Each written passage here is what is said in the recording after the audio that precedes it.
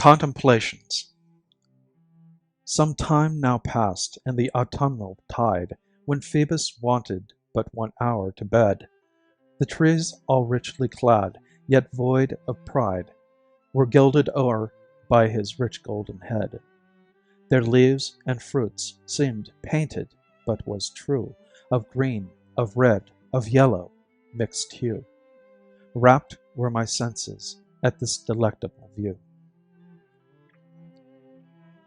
I wist not what to wish, yet sure, thought I, if so much excellence abide below, how excellent is he that dwells on high, whose power and beauty by his works we know.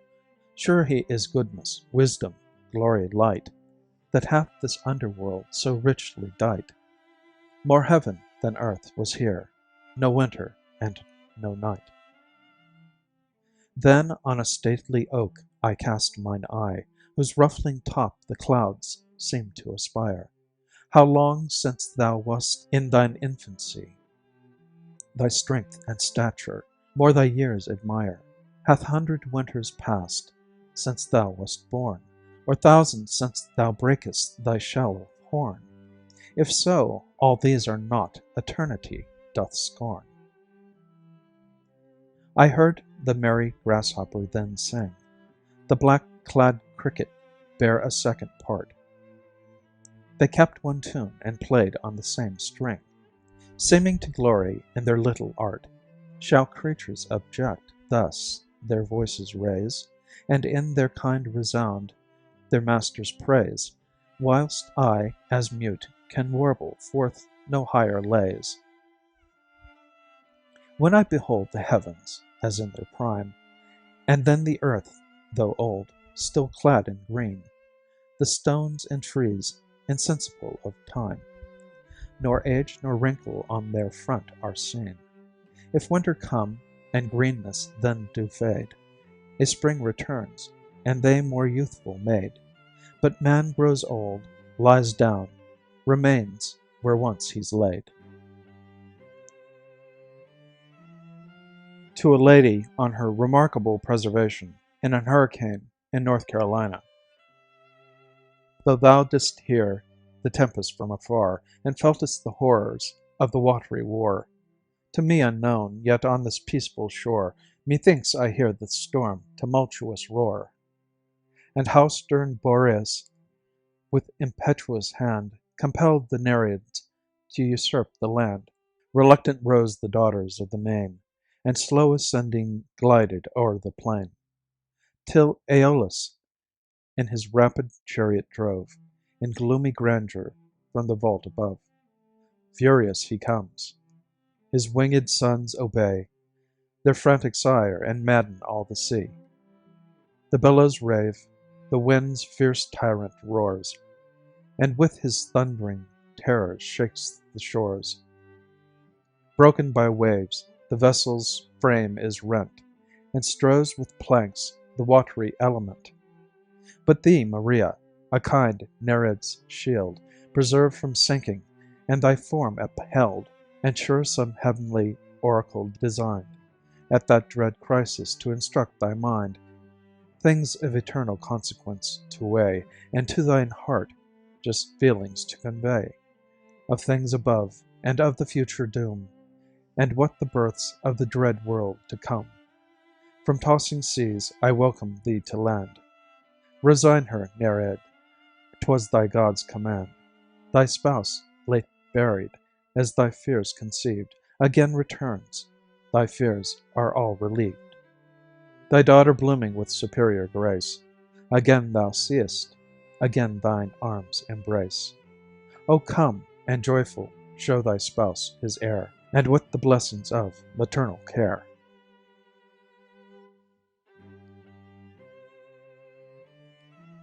O say, can you see, by the dawn's early light, what so proudly we hailed at the twilight's last gleaming, whose broad stripes and bright stars through the perilous fight o'er the ramparts we watched were so gallantly streaming, and the rocket's red glare, the bombs bursting in air, gave proof through the night that our flag was still there. O say, does that star-spangled banner yet wave o'er the land of the free and the home of the brave. On the shore dimly seen through the mists of the deep, where the foe's haughty host in dread silence reposes, what is that which the breeze o'er the towering steep, as it fitfully blows, now conceals, now discloses? Now it catches the gleam of the morning's first beam, in full glory reflected, now shines on the stream. 'Tis the star-spangled banner, oh long may it wave, o'er the land of the free and the home of the brave. And where is that band who so vauntingly swore that the havoc of war and the battle's confusion, a home and a country, should leave us no more? The blood has washed out their foul footsteps' pollution. No refuge could save the hireling and slave from the terror of flight and the gloom of the grave. And the star-spangled banner and triumph doth wave o'er the land of the free and the home of the brave. Oh, thus be it ever, when freemen shall stand between their loved homes and the war's desolation. Blessed with victory and peace, may the heaven-rescued land praise the power that hath made and preserved us a nation. Then conquer we must, for our cause it is just, and this be our motto, in God is our trust.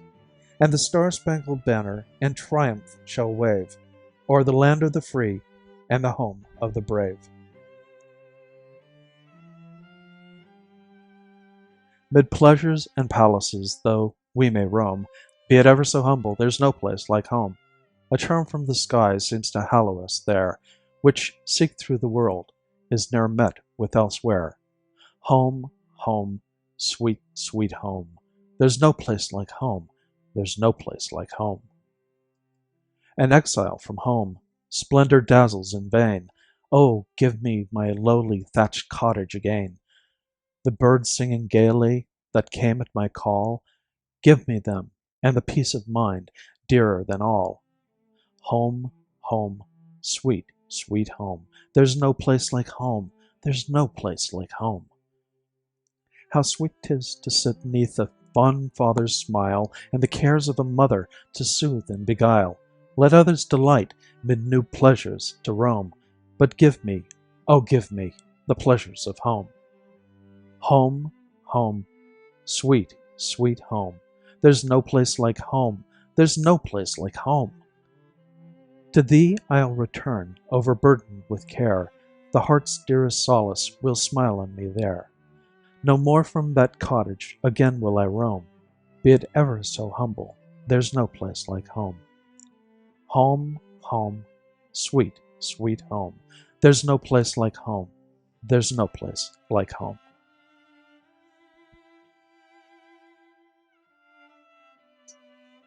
The Wild Honeysuckle by Philip M. Freneau. Fair flower, that dost so comely grow, hid in the silent, dull retreat, untouched thy homed blossoms blow, unseen thy little branches greet. No roving foot shall crush thee here, no busy hand provoke a tear. By nature's self in white arrayed, she bade thee shun the vulgar eye, and planted here the guardian shade, and sent soft waters murmuring by. Thus quietly thy summer goes, thy days declining to repose. Smit with those charms that must decay, I grieve to see your future doom.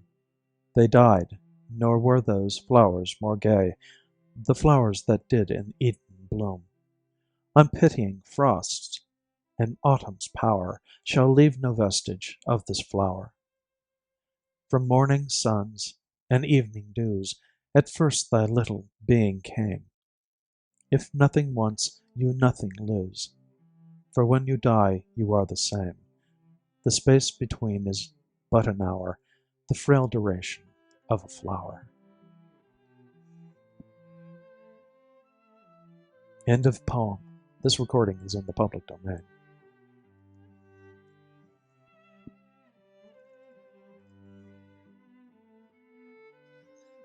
Thanatopsis by William Cullen Bryant. To him who in the love of nature holds communion with her visible forms, She speaks a various language.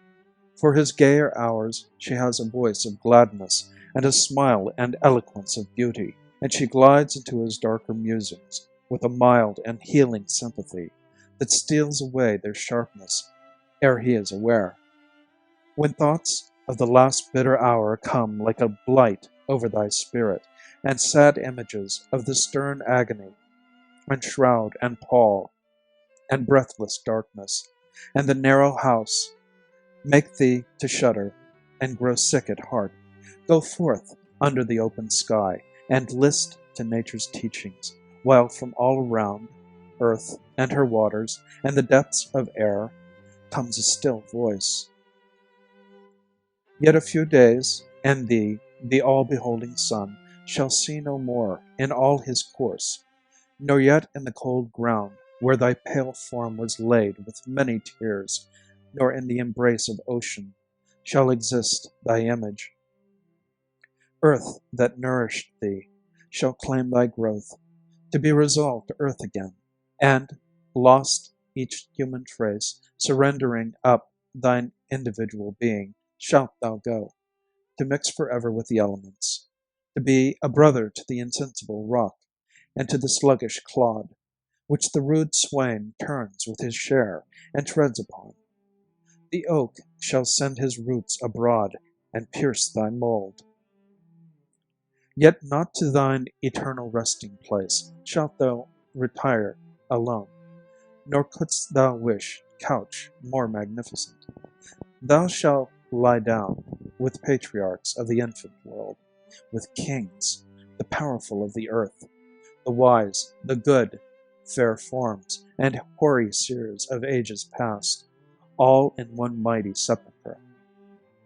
The hills, rock-ribbed and ancient as the sun, the vales stretching in the pensive quietness between, the venerable woods, rivers that move in majesty, and the complaining brooks that make the meadows green, and poured round all, old ocean's grey and melancholy waste, are but the solemn decorations all of the great tomb of man.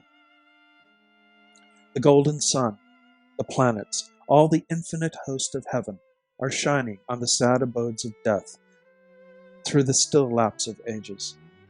All that tread the globe are but a handful to the tribes that slumber in its bosom. Take the wings of morning, pierce the Barcan wilderness, or lose thyself in the continuous woods where rolls the Oregon, and hears no sound, save his own dashing. Yet the dead are there, and millions in those solitudes, since first the flight of years began, have laid them down in their last sleep. The dead reign there alone.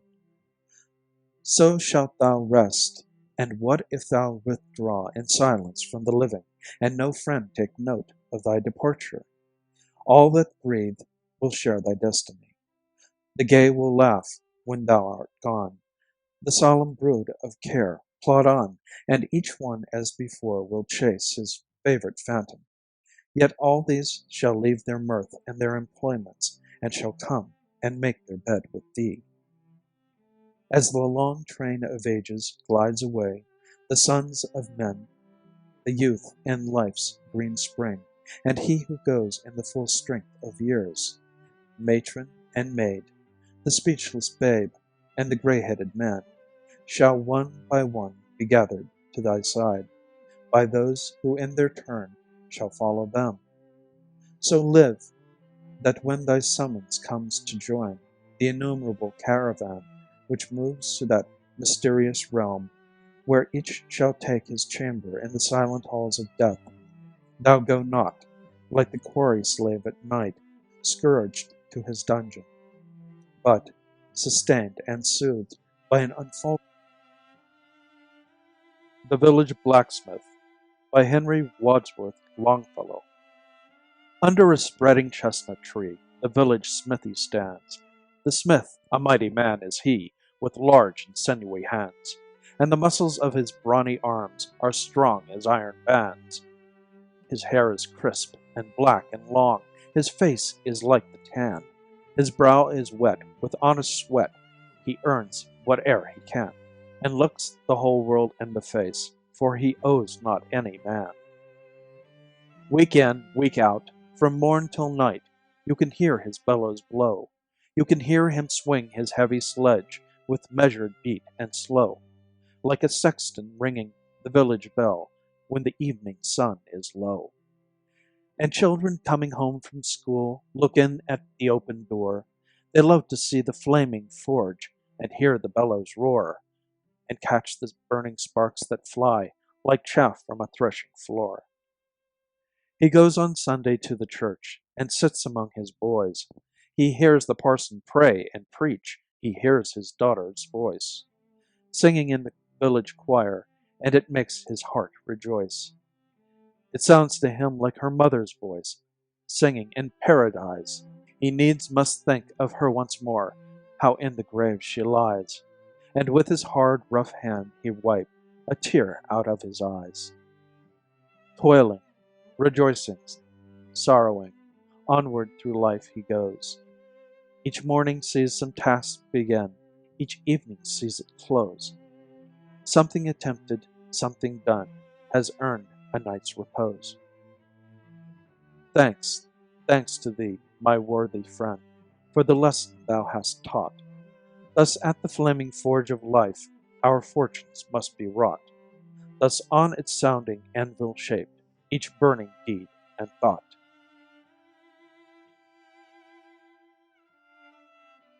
Seed Time and Harvest by John Greenleaf Whittier. As o'er his furrowed fields which lie beneath a coldly dropping sky, yet chill with winter's melted snow, the husbandman goes forth to sow. Thus freedom on the bitter blast, the ventures of thy seed we cast, and trust to warmer sun and rain, to swell the germ and fill the grain. Who calls thy glorious service hard, who deems it not its own reward, who for its trials counts it less, a cause of praise and thankfulness? It may not be our lot to wield the sickle in the ripened field, nor ours to hear on summer eves the reaper's song among the sheaves. Yet where our duty's task is wrought in unison with God's great thought, the near and future blend in one, and whatsoe'er is willed is done. And ours the grateful service whence comes day by day the recompense, the hope, the trust, the purpose stayed, the fountain and the noonday shade.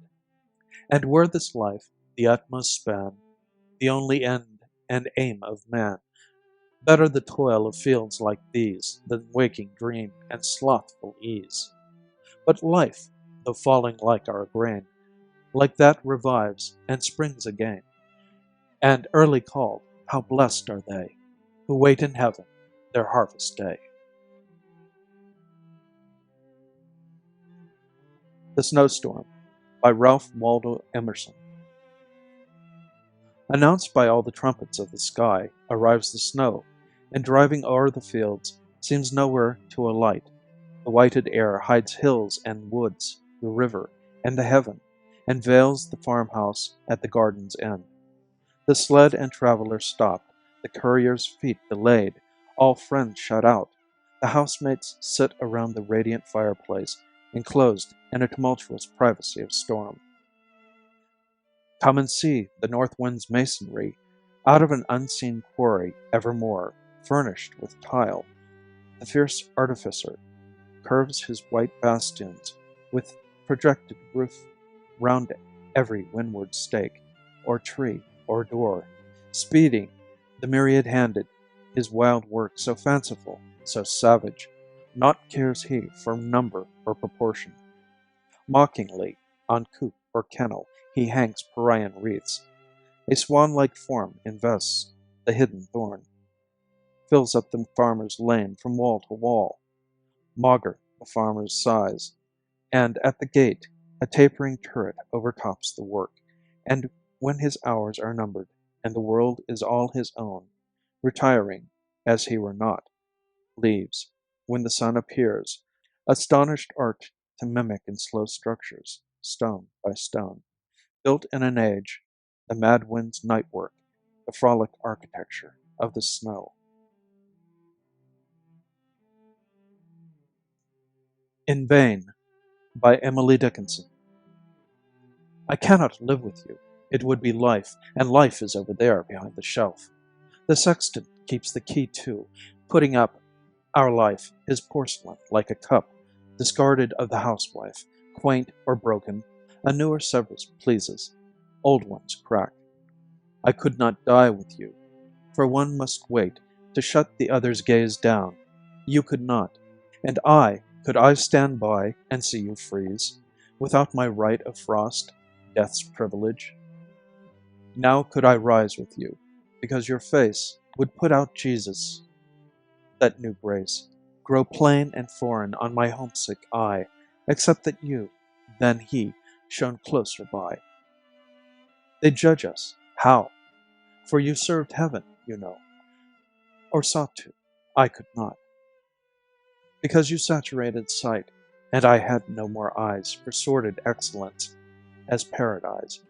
And were you lost, I would be, though my name rang loudest on the heavenly fame. And were you saved, and I condemned to be, where you were not, that self were hell to me. So we must keep apart, you there, I here, with just the door ajar, that oceans are, and prayer, and that pale sustenance, despair. Woodman, Spare That Tree by George P. Morris.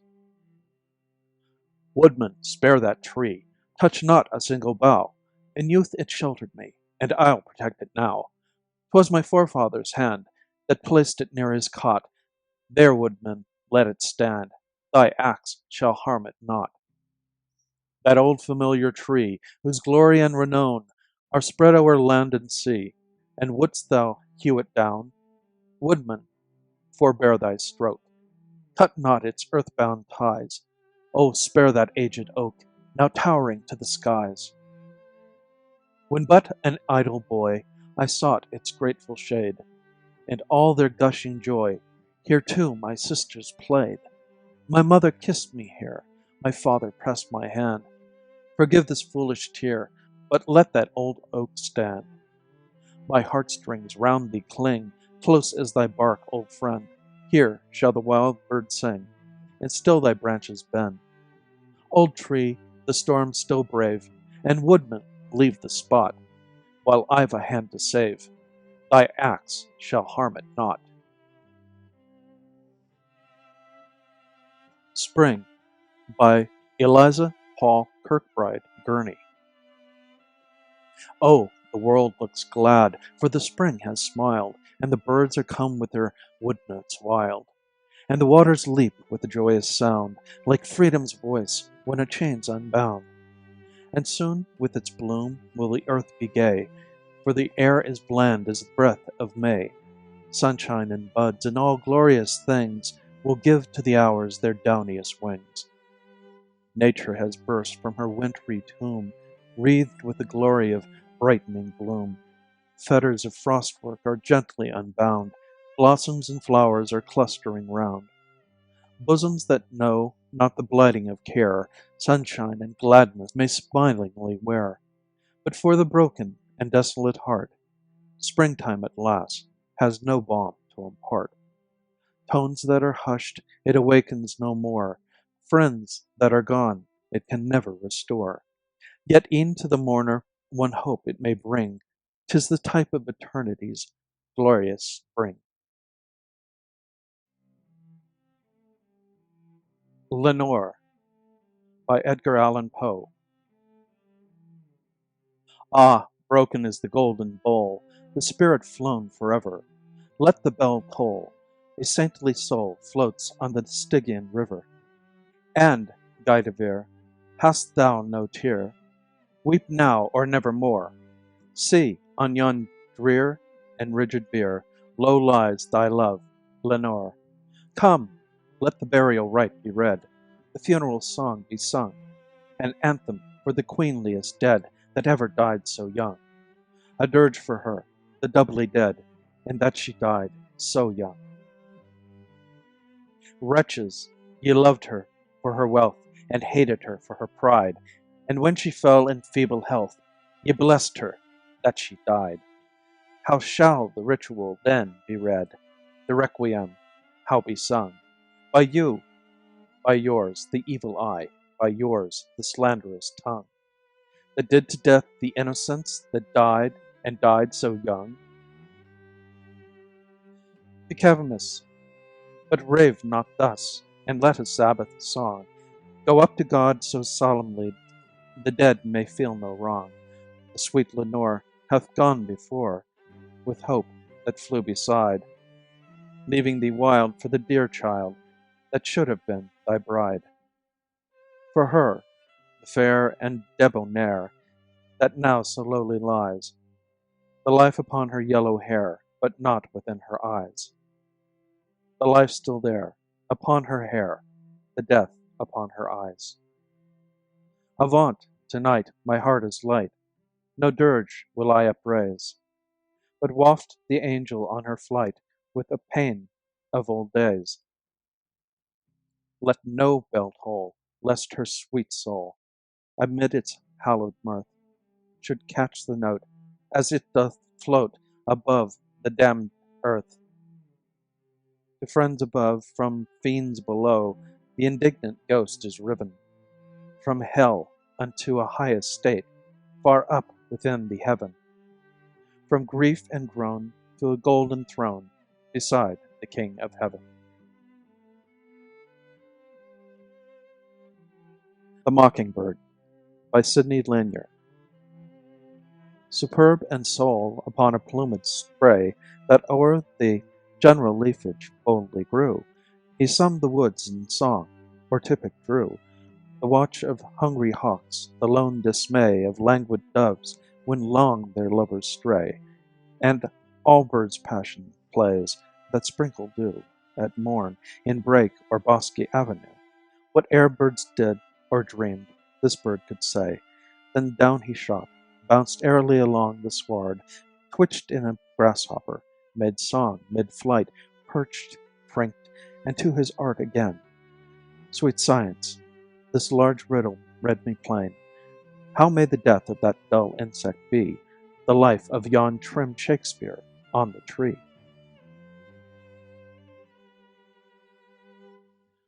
The Path That Leads to Home by Edgar A. Guest.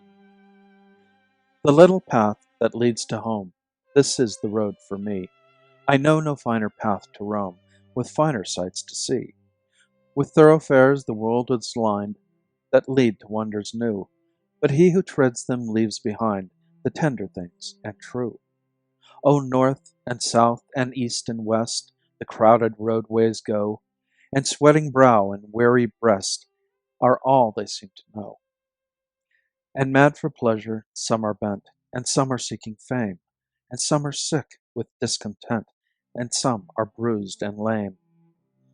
Across the world the gleaming steel holds out its lure for men, but no one finds his comfort real till he comes home again. And charted lanes now line the sea for weary hearts to roam, but oh, the finest path to me is that which leads to home. 'Tis there I come to laughing eyes and find a welcome true. 'Tis there all care behind me lies, and joy is ever new.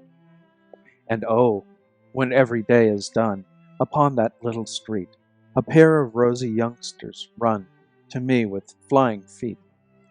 The world with myriad paths is lined, but one alone for me, one little road where I may find the charms I want to see.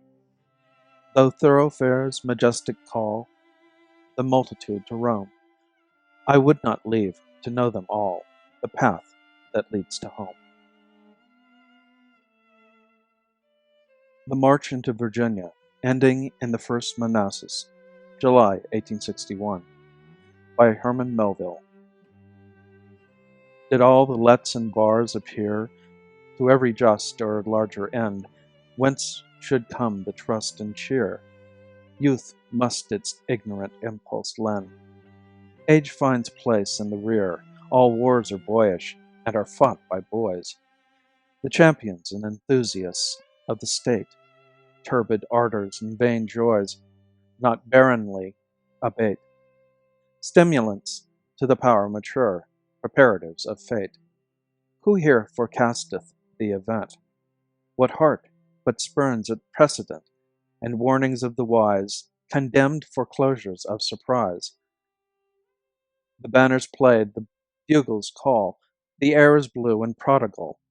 No berrying party, pleasure wooed, no picnic party in the May, ever went less loth than they into that leafy neighborhood.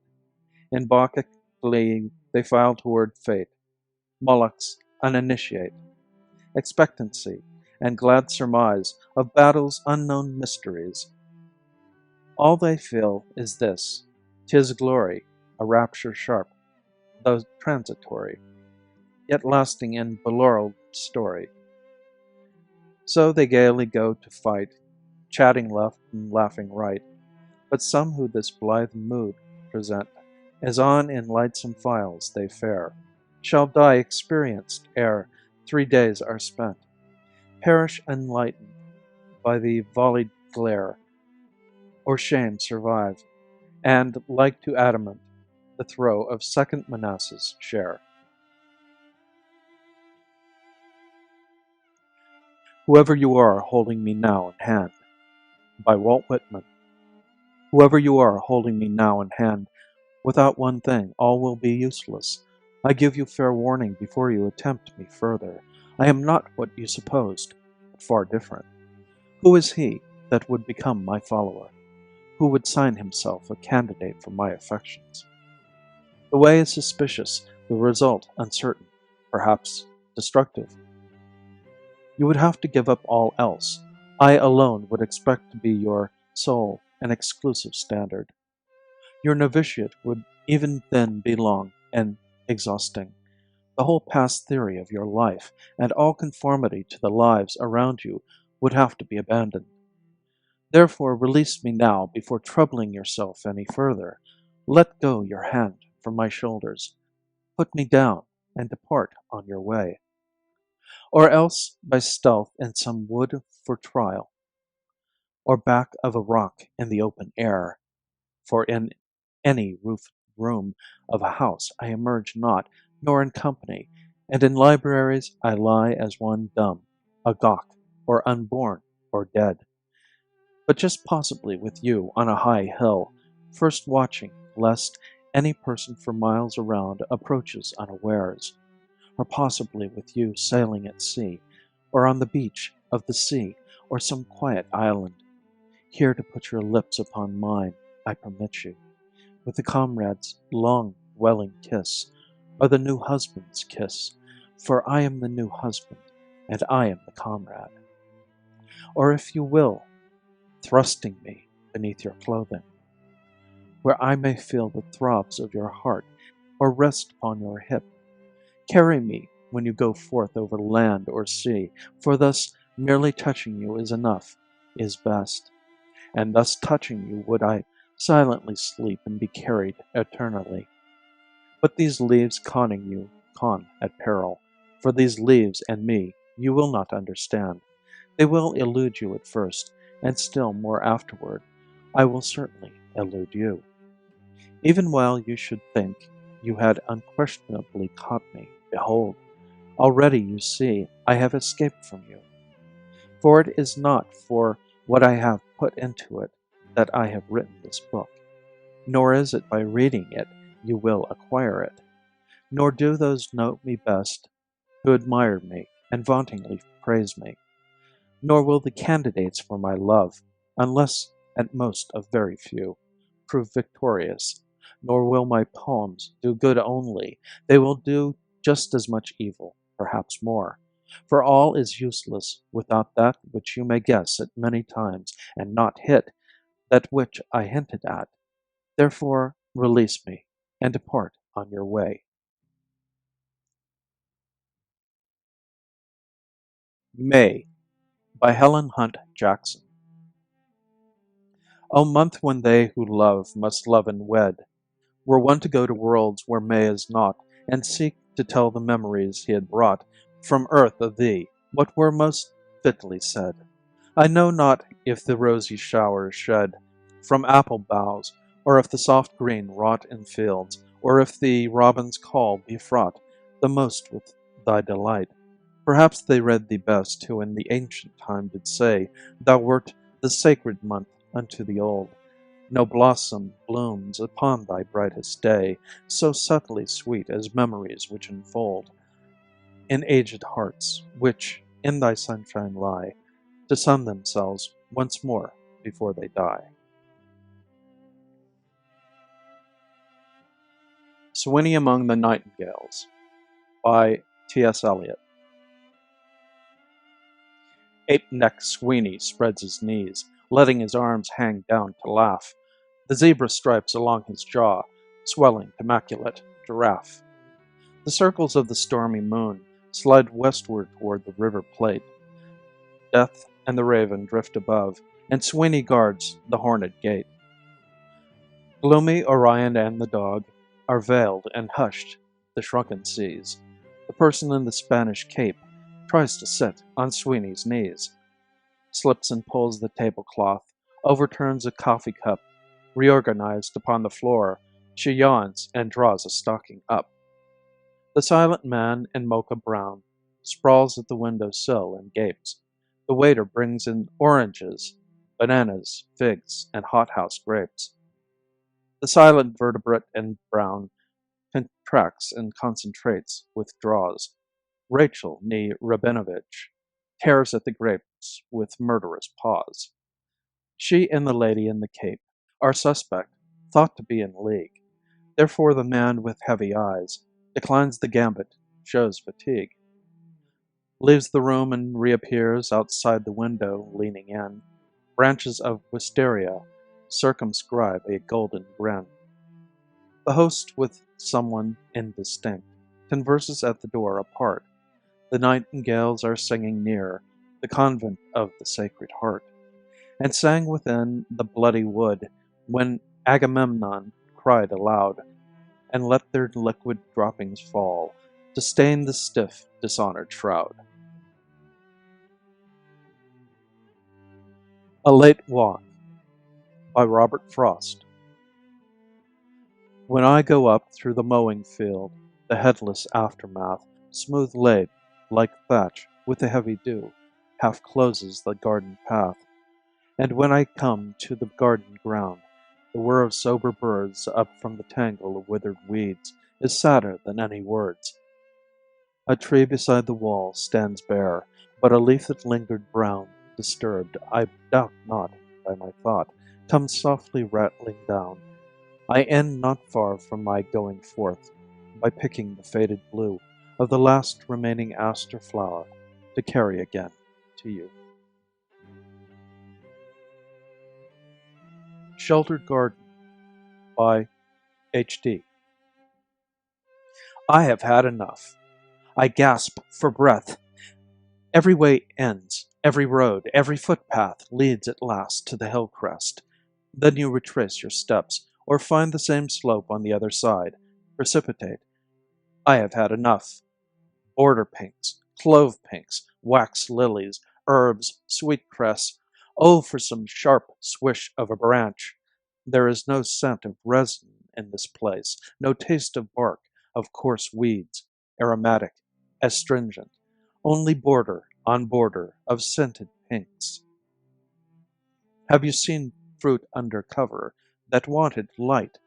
Pears, wadded in cloth, protected from the frost, melons, almost ripe, smothered in straw. Why not let the pears cling to the empty branch? All your coaxing will only make a bitter fruit. Let them cling, ripen of themselves, test their own worth, nipped, shriveled by the frost, to fall at last, but fair, with a russet coat. Or the melon, let it bleached yellow in the winter light, even tart to the taste. It is better to taste of frost, the exquisite frost, than of wadding and of dead grass. For this beauty, beauty without strength, chokes out life.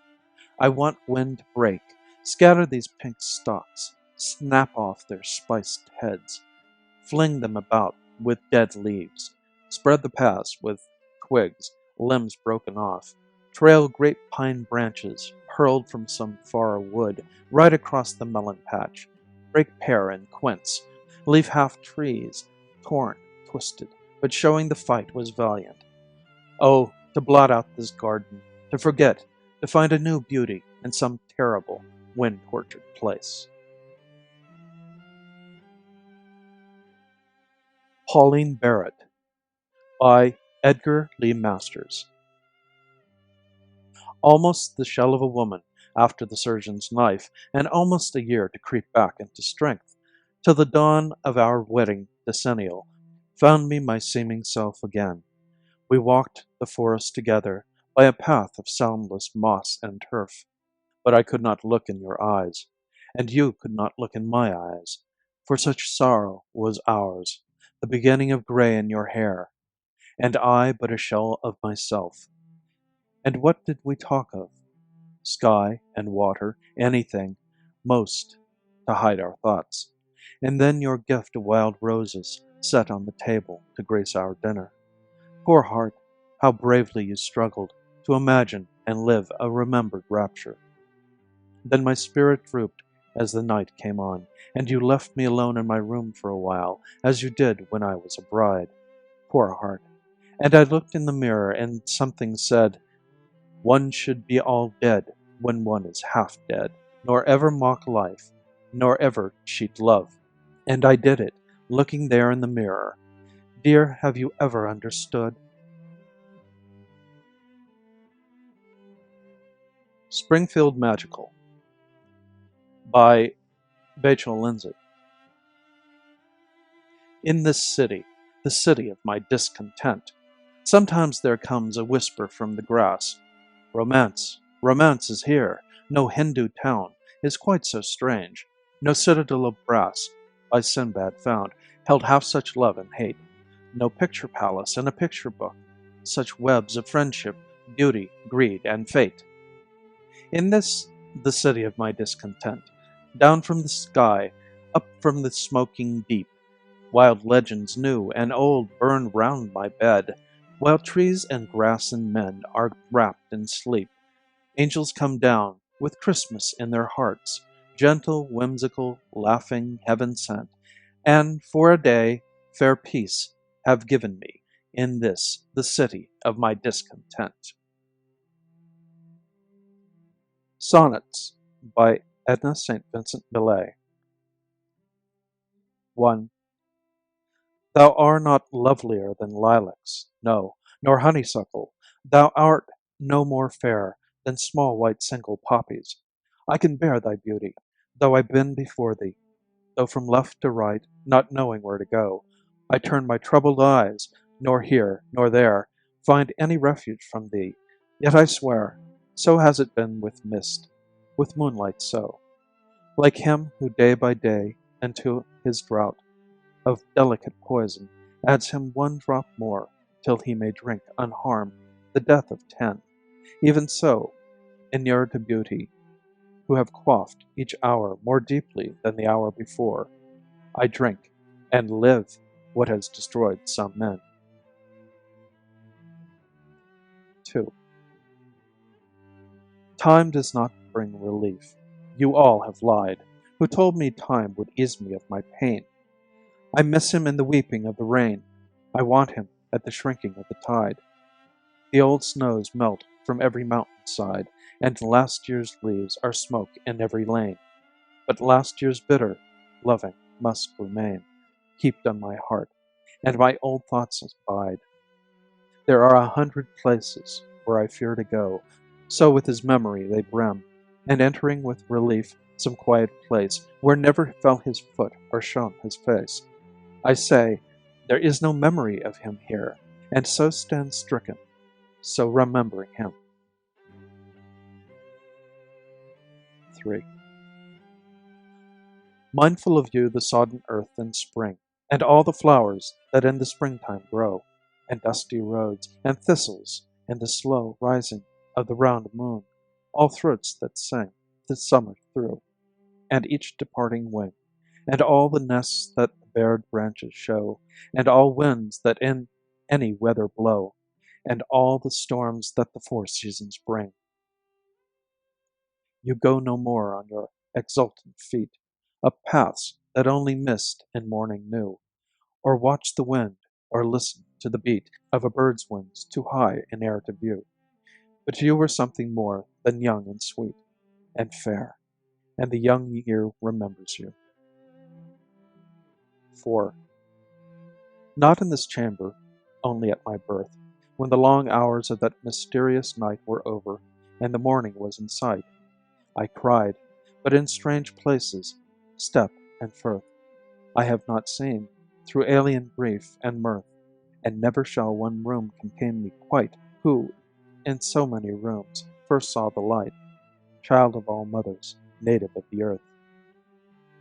So is no warmth for me at any fire today, when the world's fire has burned so low. I kneel, spending my breath in vain desire, at that cold hearth which one time roared so strong, and straighten back in weariness, and long to gather up my little gods and go. 5. If I should learn, in some quite casual way, that you were gone, not to return again, read from the back page of a paper, say, held by a neighbor in a subway train, how at the corner of this avenue and such a street, so are the papers filled, a hurrying man, who happened to be you, at noon today had happened to be killed. I should not cry aloud. I could not cry aloud, or wring my hands in such a place. I should but watch the station lights rush by with a more careful interest on my face, or raise my eyes and read with greater care where to store furs and how to treat the hair.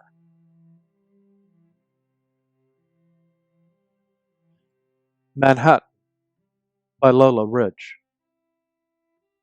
Out of the night you burn, Manhattan, in a vesture of gold, span of innumerable arcs, flaring and multiplying, gold at the uttermost circles fading into the tenderest hint of jade, or fusing in tremulous twilight blues, robing the far-flung offices, scintillant storied, forking flame, or soaring to luminous amethyst over the steeples, aureolate, diaphanous gold, veiling the woolworth, argently rising, slender and stark, mellifluous shrill as a vendor's cry, and towers squatting graven and cold on the velvet veils of the dark, and the singers appraising indolent idol's eye, and night like a purple cloth unrolled, nebulous gold, throwing an ephemeral glory about life's vanishing points, wherein you burn, you of unknown voltage, whirling on your axis,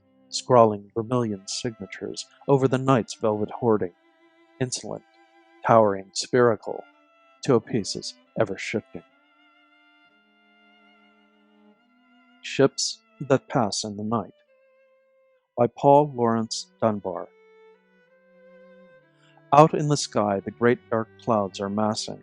I look far out into the pregnant night, where I can hear a solemn booming gun and catch the gleaming of a random light that tells me that the ship I seek is passing, passing. My tearful eyes, my soul's deep hurt are glassing, for I would hail and check that ship of ships. I stretch my hands, imploring, cry aloud. My voice falls deep a foot from mine own lips, and but its ghost doth reach that vessel, passing, passing.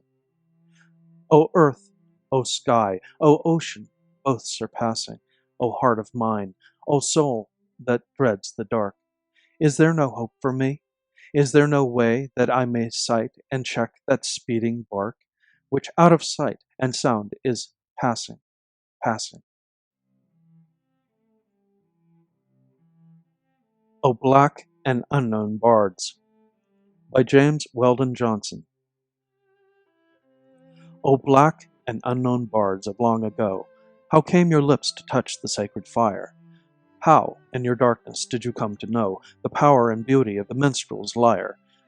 Who first from midst his bonds lifted his eyes, who first from out the still watch, lone and long, feeling the ancient faith of prophets rise within his dark-kept soul, burst into song?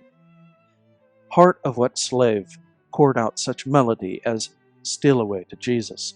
On its strains his spirit must have nightly floated free, though still about his hands he felt his chains. Who heard great Jordan roll? Whose starward eye saw chariot swing low?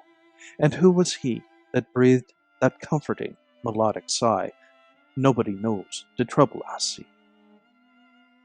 What merely living clod, what captive thing, could up toward God through all its darkness grope, and find within its deadened heart to sing these songs of sorrow, love, and faith, and hope? How did it catch that subtle undertone, that note in music heard not with the ears? How sound the elusive reed, so seldom blown, which stirs the soul or melts the heart to tears? Not that great German master in his dream of harmonies that thundered amongst the stars at the creation ever heard a theme nobler than "Go down, Moses, mark its bars." How like a mighty trumpet call they stir the blood. Such are the notes that men have sung, going to valorous deeds. Such tones there were that helped make history when time was young. There is a wide, wide wonder in it all, that from degraded rest and servile toil, the fiery spirit of the seer should call these simple children of the sun and soil. O black slave singers, gone, forgot, unfamed, you, you alone, of all the long, long line of those who've sung untaught, unknown, unnamed, have stretched out upward, seeking the divine. You sang not deeds of heroes or of kings, no chant of bloody war, no exulting paean of arms won triumphs, but your humble strings you touched in chord with music Empyrean. You sang far better than you knew, the songs that for your listeners' hungry hearts sufficed, still live. But more than this to you belongs. You sang a race from wood and stone to Christ. The Heart of a Woman by Georgia Douglas Johnson.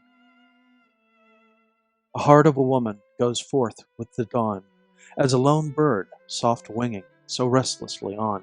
Afar o'er life's turrets and vales does it roam. In the wake of those echoes, a heart calls home. The heart of a woman falls back with the night, and enters some alien cage in its plight, and tries to forget it has dreamed of the stars, while it breaks, breaks, breaks on the sheltering bars. Translation by Anne Spencer. We trekked into a far country, my friend and I. Our deeper content was never spoken, but each knew all the other said. He told me how calm his soul was laid by the lack of anvil and strife. The wooing kestrel, I said, mutes his mating note to please the harmony of this sweet silence. And when all the day's end, we laid tired bodies 'gainst the loose warm sands, and the air fleeced its particles for a coverlet. When star after star came out to guard their lovers in oblivion, my soul so leapt that my evening prayer stole my morning song. Queen Anne's Lace by William Carlos Williams. Her body is not so white as anemone petals, nor so smooth, nor so remote a thing. It is a field of the wild carrot taking the field by force. The grass does not raise above it.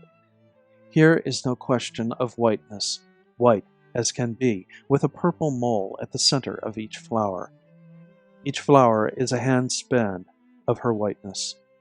Wherever his hand has lain, there is a tiny purple blossom under his touch, to which the fibers of her being stem one by one, each to its end, until the whole field is a white desire, empty, a single stem, a cluster, flower by flower, a pious wish to whiteness, gone over, or nothing.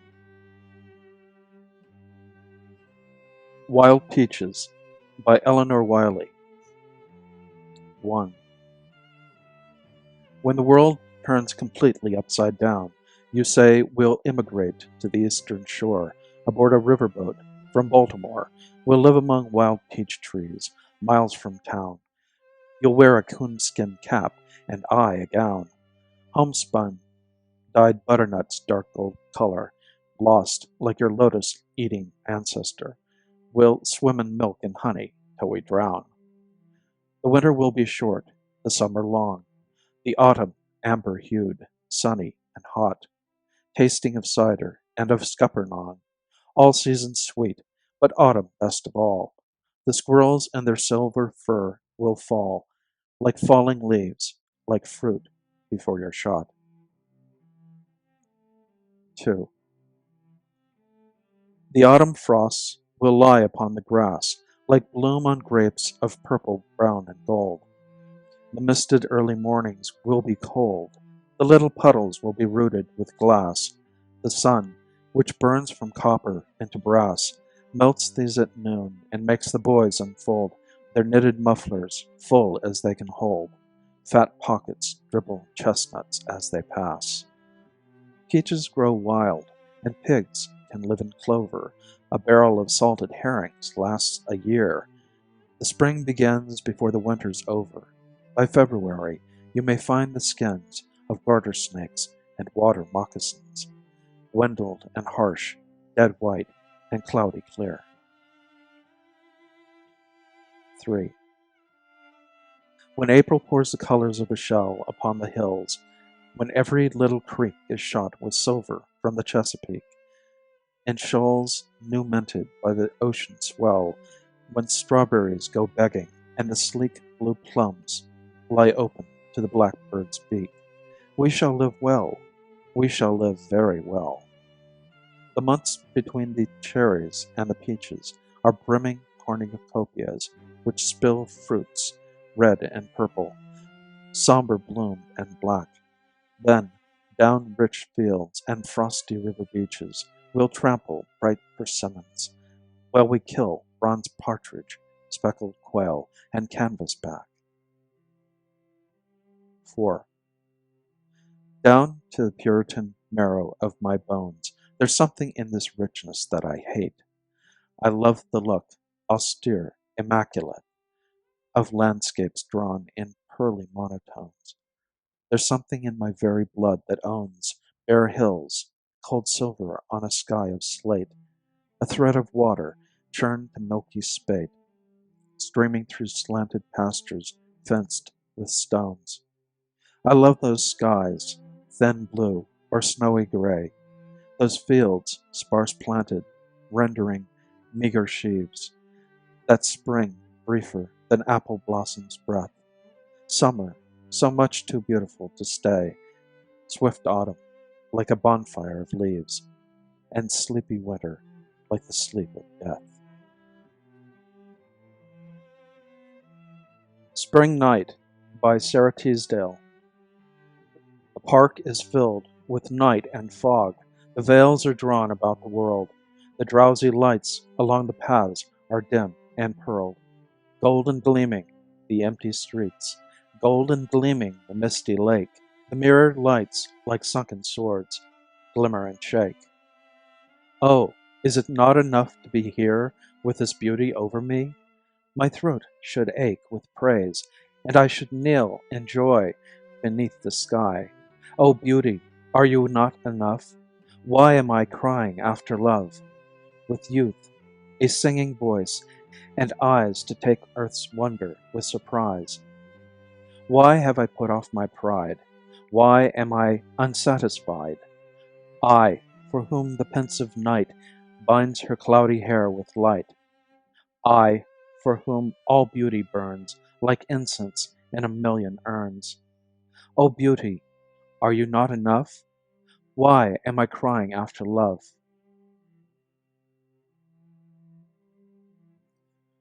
Mourn Not the Dead by Ralph Chaplin. Mourn not the dead that in the cool earth lie, dust unto dust, the calm, sweet earth that mothers all who die, as all men must. Mourn not your captive comrades who must dwell, too strong to strive, within each steel-bound coffin of a cell, buried alive, but rather mourn the apathetic throng, the cowed and the meek, who see the world's great anguish and its wrong and dare not speak. Poem 12 by Ezra Pound from Hugh Selwyn Mauberley, Part 1. Daphne, with her thighs in bark, stretches toward me her leafy hands. Subjectively, in the stuffed satin drawing-room, I await the Lady Valentine's commands, knowing my coat has never been of precisely the fashion to stimulate in her a durable passion, doubtful, somewhat, of the value of well-gowned approbation, of literary effort, but never of the Lady Valentine's vocation. Poetry, her border of ideas, the edge, uncertain, but a means of blending with other strata, where the lower and higher have ending. A hook to catch the Lady Jane's attention, a modulation toward the theatre. Also, in the case of revolution, a possible friend and comforter. Conduct, on the other hand, the soul, which the highest cultures have nourished, to Fleet Street, where Dr. Johnson flourished. Beside this thoroughfare, the sale of half-hose has long since superseded the cultivation of Pierian roses. Reformers, A Hymn of Hate by Dorothy Parker. I hate reformers. They raise my blood pressure. They are the prohibitionists, the fathers of bootlegging. They made us what we are today. I hope they're satisfied. They can prove that the Johnstown flood and the blizzard of 1888 and the destruction of Pompeii were all due to alcohol. They have figured it out, that anyone who would give a gin daisy a friendly look is just wasting his time out of jail, and anyone who would stay under the same roof with a bottle of scotch is right in line for a cozy seat in the electric chair. They fix things all up pretty for us. Now that they have dried up the country, you can hardly get a drink unless you go in and order one. They are in a nasty state over this light wines and beer idea. They say that lips that touch liquor shall never touch wine. They swear that the 18th Amendment shall be improved upon. Over their dead bodies, fair enough. Then there are the suppressors of vice, the boys who made the name of cable a household word. Their aim is to keep art and letters in their place. If they see a book, which does not come right out and say that the doctor brings babies in his little black bag, or find a painting of a young lady showing her without her rubbers, they call out the militia. They have a mean eye for dirt. They can find it in a copy of What Katie Did at School, or a snapshot of Aunt Bessie in bathing at Sandy Creek, or a picture postcard of moonlight in Bryant Park. They are always running around suppressing things, beginning with their desires. They get a lot of excitement out of life. They are constantly discovering the new Rabelais or the 20th century Hogarth. Their leader is regarded as the representative of Comstock here on earth. How does that song of Tosti's go? Goodbye, Sumner. Goodbye, goodbye. There are the movie censors. The motion picture is still in its infancy. They are the boys who keep it there. If the film shows a party of clubmen tossing off ginger ale, or a young bride dreaming over tiny garments, or Douglas Fairbanks kissing Mary Pickford's hand, they cut out the scene and burn it in the public square. They fix up all the historical events so that their own mothers wouldn't know them. They make Du Barry Mrs. Louis XV, and show that Antony and Cleopatra were like brother and sister, and announce Salome's engagement to John the Baptist, so that the audience won't go and get ideas in their heads. They insist that Sherlock Holmes is made to say, "Quick, Watson, the crochet needle," and the state pays them for it. They say they are going to take the sin out of cinema. If they perish in the attempt, I wish to God they would. And then there are the all-American crabs, the brave little band that is against everything. They have got up the idea that things are not what they were when Grandma was a girl. They say they don't know what we're coming to, as if they had just written the line. They are always running a temperature over the modern dances, or the new skirts, or the goings on of the younger set. They can barely hold themselves in when they think of the menace of the drama. They seem to be going ahead under the idea that everything but the Passion Play was written by Avery Hopwood. They will never feel really themselves until every theater in the country is razed. They are forever signing petitions urging that cigarette smokers should be deported, and that all places of amusement should be closed on Sunday and kept closed all week. They take everything personally. They go about shaking their heads and sighing, "It's all wrong, it's all wrong." They said it. I hate reformers. They raise my blood pressure.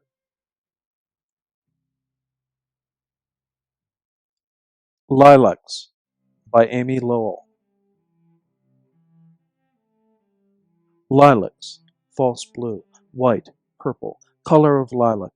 Your great puffs of flowers are everywhere in this, my New England. Among your heart-shaped leaves, orange orioles hop like music-box birds and sing their little weak soft songs in the crooks of your branches. The bright eyes of song sparrows sitting on spotted eggs peer restlessly through the light and shadow of all springs. Lilacs in dooryards, holding quiet conversations with an early moon. Lilacs watching a deserted house, settling sideways into the grass of an old road. Lilacs, wind-beaten, staggering under a lopsided shock of bloom above a cellar dug into a hill. You are everywhere. You were everywhere. You tapped the window when the preacher preached his sermon, and ran along the road beside the boy going to school. You stood by pasture bars to give the cows good milking. You persuaded the housewife that her dishpan was of silver, and her husband an image of pure gold. You flaunted the fragrance of your blossoms through the wide doors of custom houses. You, and sandalwood and tea, charging the noses of quill-driving clerks. When a ship was in from China, you called to them, goose quill men, May is the month for flitting, until they arrived on their high stools, and wrote poetry on their letter sheets behind the propped-up ledgers. Paradoxical New England clerks, writing inventories and ledgers, reading the Song of Solomon at night. So many verses before bedtime, because it was the Bible. The dead fed you amid the slant stones of graveyards. Pale ghosts who planted you came in the night time and let their thin hair blow through your clustered stems. You are of the green sea, and of the stone hills which reach a long distance. You are of elm-shaded streets with little shops where they sell kites and marbles. You are of great parks where everyone walks and nobody is at home. You cover the blind sides of greenhouses and lean over the top to say a hurry word through the glass to your friends, the grapes inside. Lilacs, false blue, white, purple, color of lilac. You have forgotten your Eastern origin. The veiled women with eyes like panthers, the swollen, aggressive turbans of jeweled pashas. Now you are a very decent flower, a reticent flower, a curiously clear-cut, candid flower, standing beside clean doorways, friendly to a house cat and a pair of spectacles, making poetry out of a bit of moonlight and 100 or 2 sharp blossoms. Maine knows you, has for years and years. New Hampshire knows you, and Massachusetts and Vermont. Cape Cod starts you along the beaches to Rhode Island. Connecticut takes you from a river to the sea. You are brighter than apples, sweeter than tulips. You are the great flood of our souls, bursting above the leaf shapes of our hearts. You are the smell of all summers, the love of wives and children, the recollection of the gardens of little children. You are state houses and charters, and the familiar treading of the foot to and fro on a road it knows. May is lilac here in New England. May is a thrush singing "Sun up" on a tip-top ash tree. May is white clouds behind pine trees, puffed out and marching upon a blue sky. May is a green as no other. May is much sun through small leaves. May is soft earth, and apple blossoms, and windows open to a south wind. May is a full light wind of lilac from Canada to Narragansett Bay. Lilacs, false blue, white, purple, color of lilac, heart leaves of lilac all over New England, roots of lilac under all the soil of New England. Lilac in me because I am New England, because my roots are in it, because my leaves are of it, because my flowers are for it, because it is my country, and I speak to it of itself, and sing of it with my own voice, since certainly it is mine. Tetelestai by Conrad Aiken.